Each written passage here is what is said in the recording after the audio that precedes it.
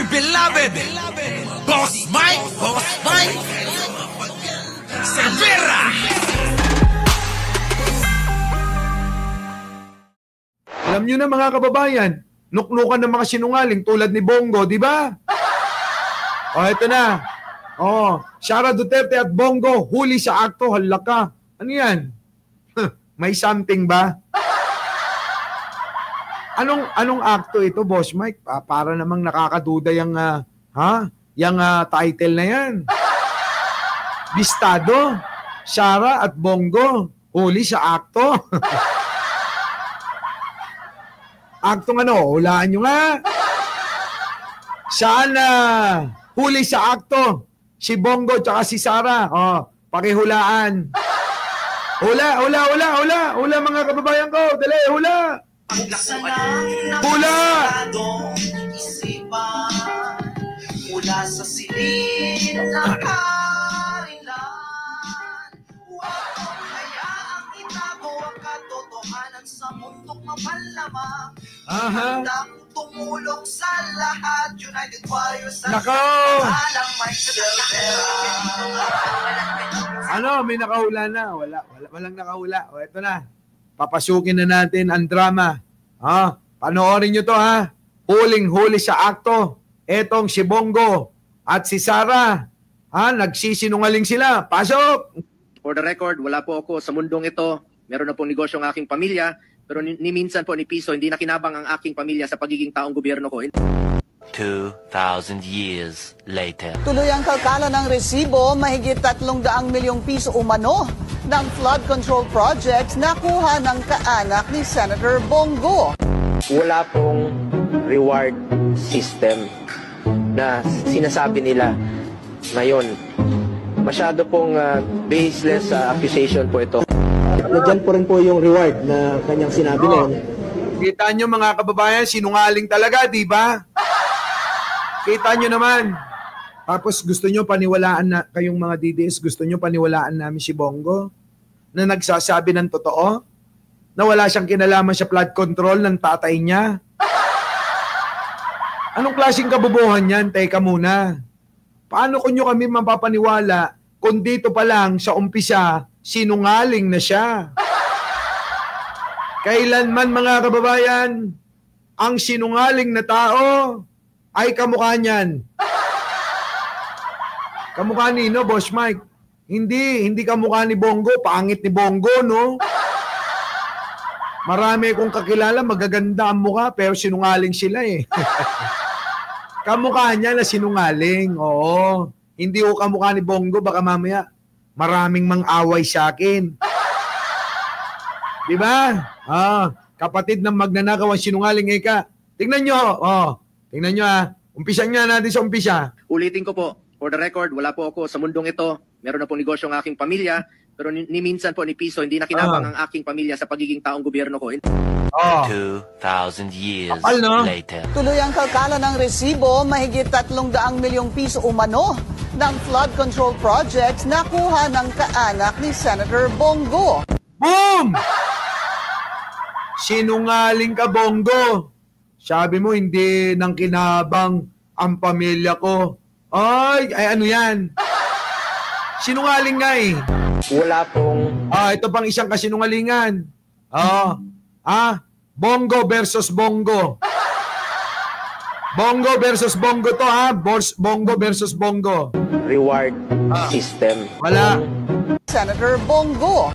Wala pong reward system na sinasabi nila ngayon.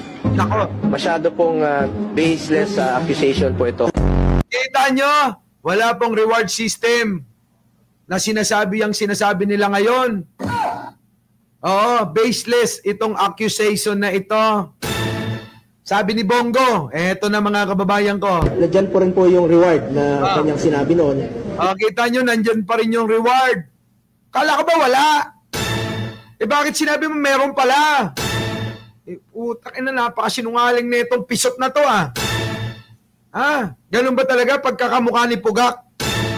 Pagkakamukha ni Pugak, ganyan, sinungaling talaga. Bongo versus Jackma yan, Bongo daw versus Jack May. 1 million po sa mga Ninja Cups. Patay. Pag buhay, kalahating milyon lang po.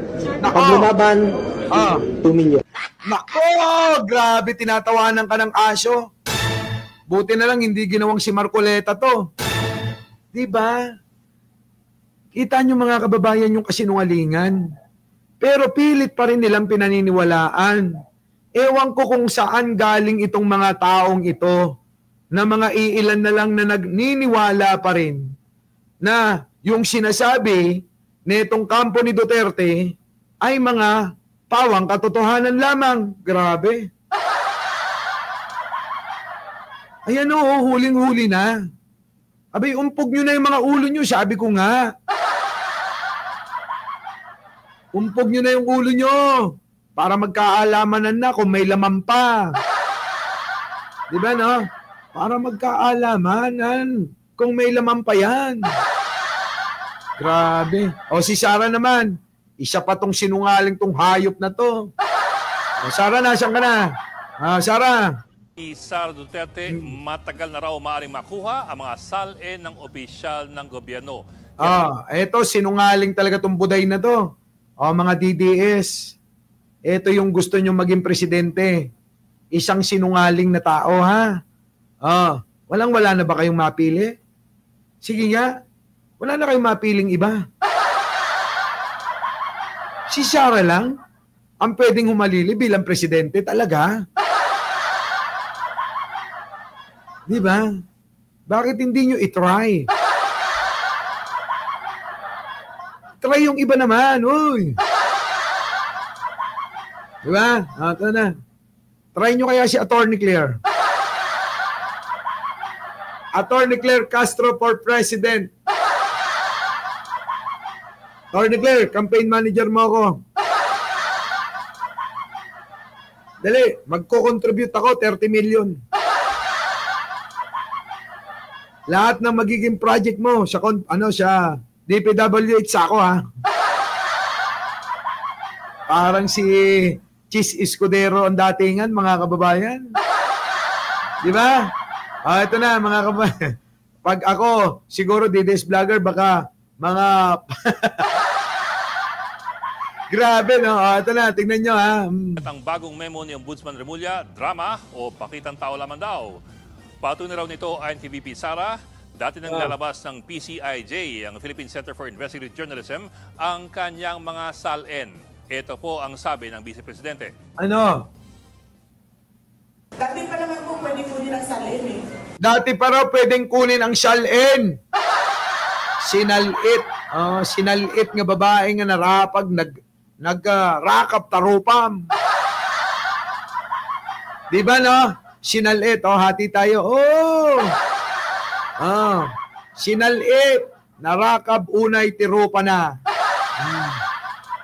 Matter of hihingi ka sa ombudsman, magsusulat ka, hihingi ng SALN ng tao na yan. At bakit ko nasabi na dati pa yan? Dahil dati pa lumalabas ang SALN ko sa PCIJ. Kita nyo sa PCIJ daw, mga kababayan, dati na raw lumalabas yan. Yung SALN niya. Sige. Aralin natin kung ano. Aralin natin. Sa Philippine... Okay na. Nako. Siya na nagbanggit nun, ha? Diba? Siya na nagbanggit nun. Ano yun? Basta yun. Oo. Siya nagbanggit, hindi niya malaman kung ano ibig sabihin. Sara? Sa PCIJ. Sa PCIJ, oo. Ha? PCIJ, ano meaning ng Boss Mike? Ano meaning ng PCIJ? Research! Research na agad. Ano yung Boss Mike? Loading eh. Wala, ayaw. Ulit. Dahil dati pa lumalabas ang SALN ko sa PCIJ. PCIJ. Okay. Sa Anong meaning? Philippine Philippine. Center for Investigative Journalism. Kita nyo mga kababayan, buti na lang meron pa siyang assistant na nag-coach sa kanya. Kung walang nag-coach sa kanya mga kababayan, hindi niya masasagot yan mag-isa. Di ba? Hindi masasagot. Oo, mag-isa ni Sara yan. Yung PCIJ, oo, di ba? Sabi ni Sara. Philippine Center for Investigative Journalism. Kita nyo? Humingi nagsaklolo sa kasama, mga kababayan. Putik, si Manong Bongbong, PICJ, mga kababayan. Sasabihin nun, no? Philippine, PCIJ,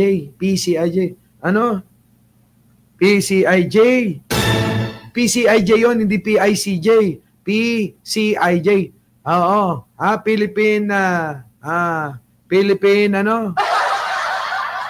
Philippine Commission Investigation sa journalist daw. Tapos mga kababayan ko, ito ang masakit. Pinagyayabang niya yan na meron daw nakukuha talaga. Putik na yan, tinanong ho ngayon yung ombudsman. Sa kanila, sa iba pang mga media outfit, lumalabas yung sali ko. In fact, si Dalia. Oo, loading ako. Paano hindi pa ako nakakapag-research? Sabi ko nga sa inyo, hindi ko pa napapanood to eh. Ayan, Philippine Center of Investigative Journalism. Yun! Kaya nga sabi ko, mag-research kayo eh. Dito natin lagay para hindi natin makalimutan. Buti pa Simon Amor. Nag-research yan, Dapat ganito, nagre-research sa kasi Basit nga lakay, permanent international journalism. Hindi! Ito, tama Simon Amor. Sige, tuloy. Kasi nga, may kopya nga ng saliin ko. So, ayun daw, nakukuha naman pala ng PCIJ ang sali ng Vice Presidente. Kailangan mo lamang magsulat sa Ombudsman para makahingi ng kopya. Yun naman pala, hihingi lang pala kay Martires sana. Di ba? Hingi sana. Hindi nga PICJ. PCIJ. PCIJ. Yan. Sabi ni My Pet Service, eto. Yan. Ito. Pareha sila ni Kaya pinabuti namin tanungin ang mismong PCIJ. Totoo nga bang nakakuha sila ng SALN ni Sara Duterte? Ang sagot nila, matagal nang hindi. Kita nyo, sinungaling ka, Sara? Bakit?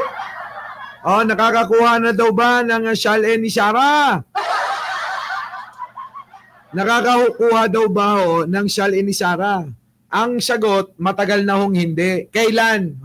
Ayon kay dating PCIJ Director Carmela Conbuena, ang huli nilang nakuha ang SALN ni Sara Duterte ay 2017 pa. Alak ka mga kababayan, 2017, tama si Arnold Lopez. Mukhang to si Arnold Lopez nagre-research agad no?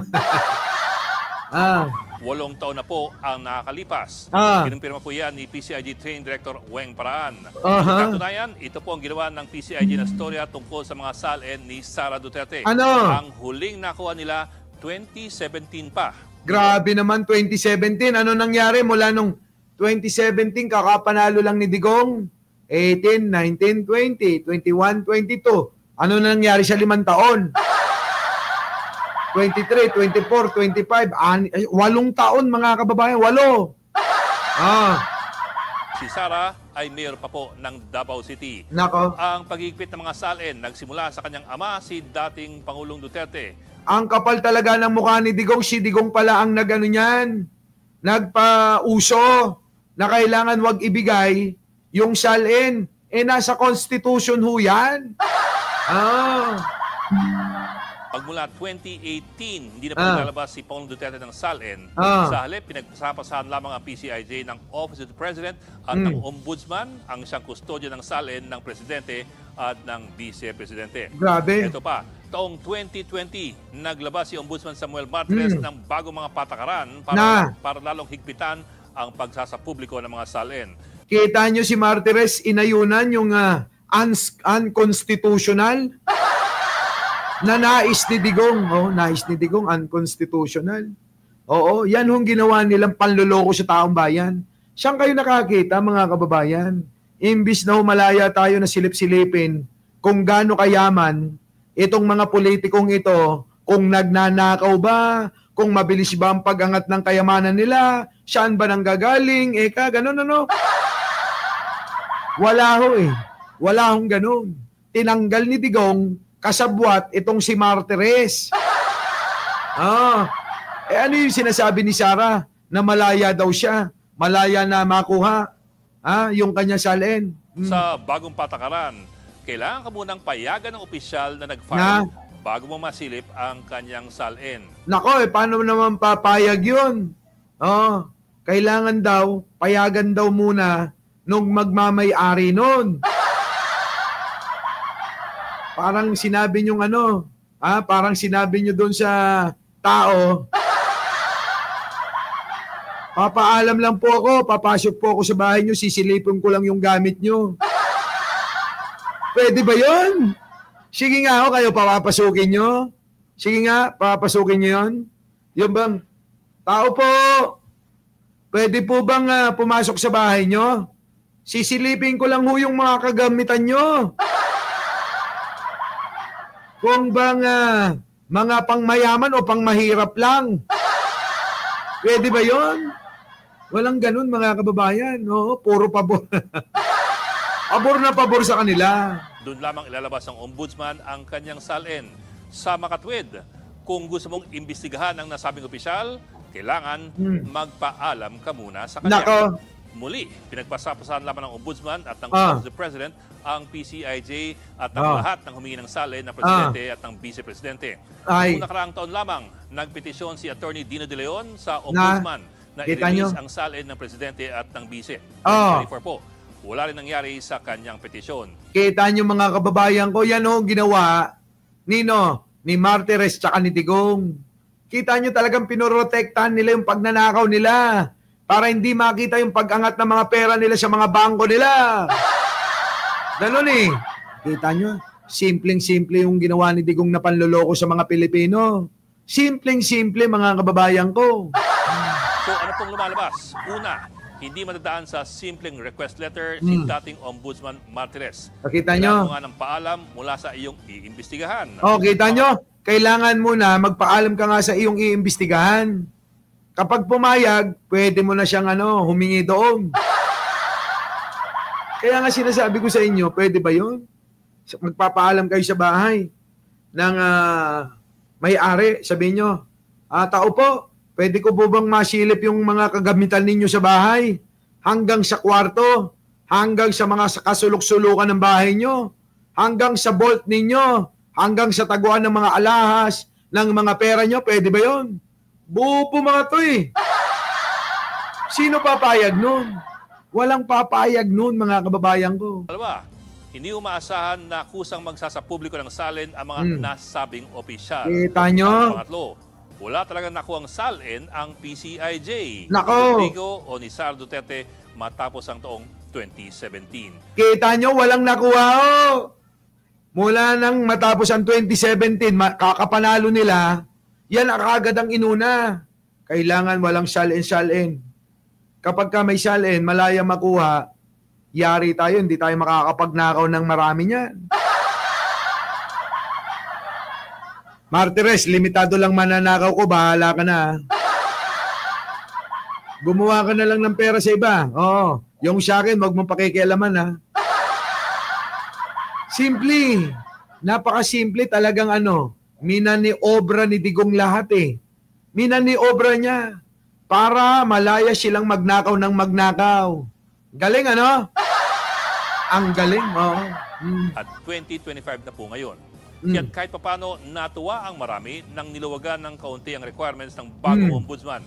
Nako! Ito nga po, hindi naman sana problema ito kung kusang maglalabas ng salin ng mga opisyal ng gobyerno. Presidente, Vice-Presidente, Senador o Congressman. Taon-taon naman, may mangilang-ilang opisyal na kusang naglalabas ng kanilang mga salin. Yun nga lang, madalas po, ito ay mga nasa oposisyon. Yan na nga lang.